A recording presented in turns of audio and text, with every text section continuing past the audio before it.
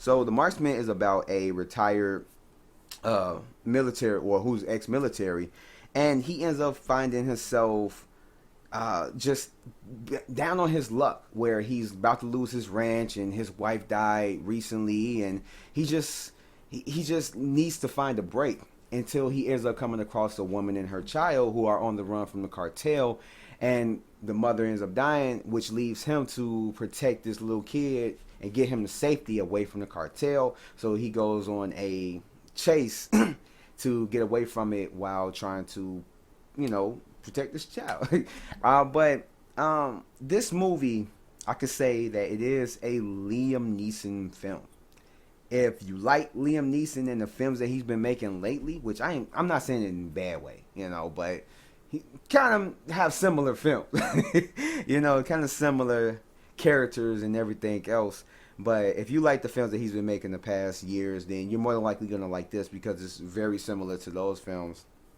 And like Liam Neeson, he's a relatable character. He is a likable character. He's a person who's down on his luck. He's not full of all this stuff as far as money and everything else. And his wife died, so he's dealing with the loss of that, the grief. He's still kind of going through it. And he's a real, like I said, a real likable character, real relatable.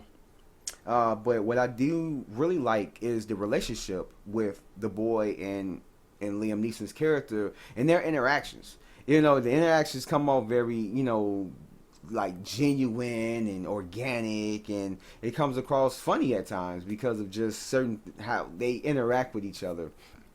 The bad of this film, the bad guy of this film, very generic bad, and it's kind of okay because he's not the main guy. He's not like top of the echelon. He's not the top branch guy. He's literally just a soldier who's sent on a mission to get him, kind of like a Terminator, and it's like you honestly really don't care about him. He's a kind of a villain that's like there, and he's constantly being there. He's constantly finding out where they are. So he's constantly there, and you just want to do away with him, and that's the kind of like, I ain't gonna say good thing, but that's the only thing that he really has to offer, is that as a bad guy, he is a kind of good bad guy in that sense, but not good in the sense of development and having more to him, more layers. He's really just a generic ass bad guy with no backstory, no character development. It's just, he's there. He's there to be that complication in their, in getting this kid to safety. And they do have some character developments of the mains, like I explained with Liam Neeson's character. The action scenes are pretty good. The acting is pretty good as well. And I know I've heard about this whole white savior thing that's like a lot of movies tend to do.